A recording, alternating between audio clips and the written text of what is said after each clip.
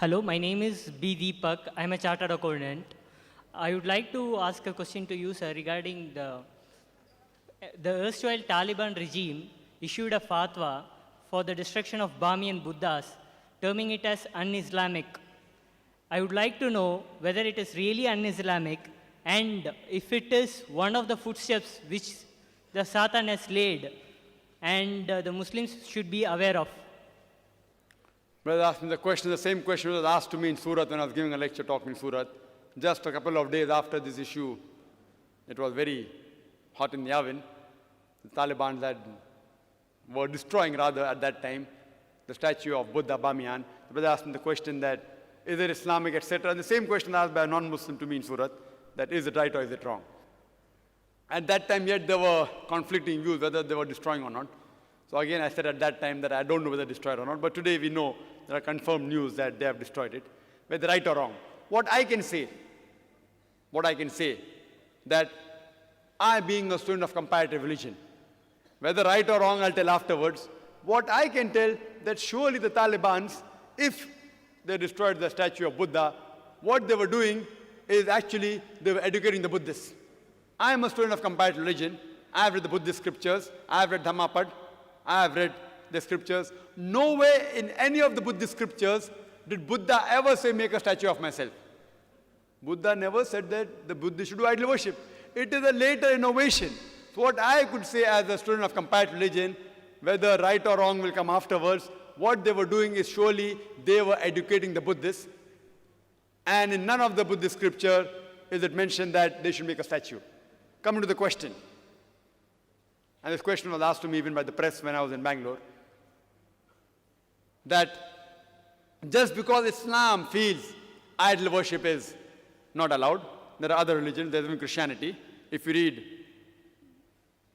the Old Testament, it's mentioned in the book of Deuteronomy, chapter number 5, verse number 7 and 9, as well as the book of Exodus, chapter number 20, verse number 3 to 5. It says, thou shalt have no other image besides me. Thou shalt not make any graven image of me, of any likeness of anything in the heaven above, in the earth beneath, or in the water above the earth.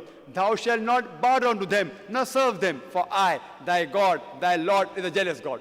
So even according to Christianity, according to Judaism, making images of anyone who you say is God is prohibited. Same it is prohibited in Islam. So when I gave this reply that they were educating the Buddhists, so what they said, that but didn't these Talibans, didn't they cause grief to millions of Buddhists? I said yes. So does Islam allow anyone to cause grief to millions of human beings?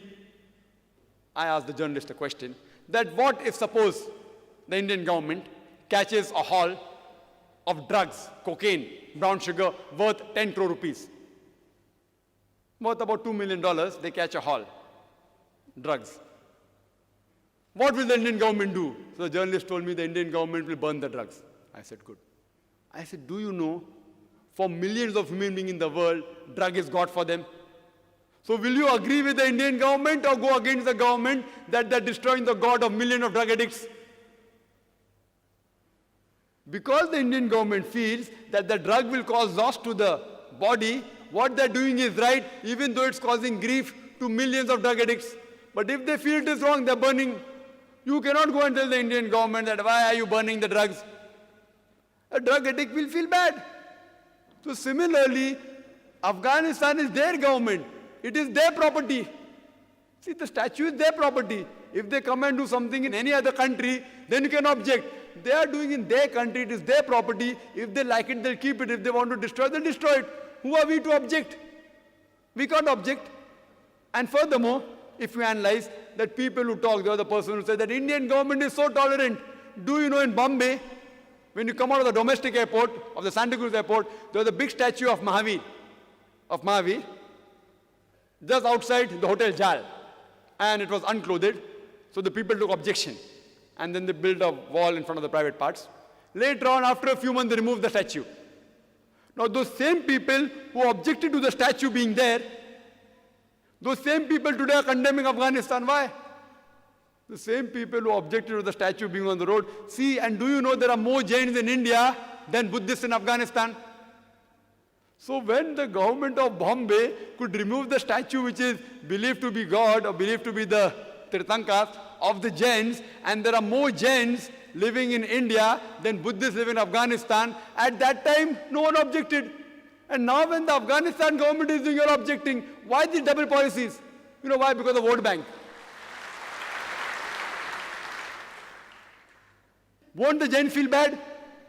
So if the Jain believes in keeping a statue of Mahavir, who's a Tirthanka, why are we objecting? At that time, everyone objected. The statue should be removed. Statue should be removed. And the same people who objected are condemning that why did you destroy the Bamiyan Buddha statue? Double policies. Therefore, we as logical people should have a single policy. We should not be two-faced jammed in where we keep on changing the rules. So what I feel that it is their property. Suppose a non-Muslim, he buys a house. In the house there is a carving of Kaaba. Suppose if there is there. If that non-Muslim does not like Kaaba and he defaces the Kaaba, how can I object? If someone, and believe me, if any Muslim, if he makes a statue of Prophet Muhammad, peace be upon him, and if you destroy the statue, even if the full Muslim world is against you, I, Dr. Zakir Naik, will support you. Because making a statue of Prophet Muhammad, peace be upon him, is prohibited. If any Muslim lunatic makes the statue of Prophet Muhammad, peace be upon him, and he worships it, and if you being a non-Muslim, knowing knowledge of Islam, if you go and destroy the statue, even if the full Muslim world is against you, I, Dr. Zakir Naik, will support you.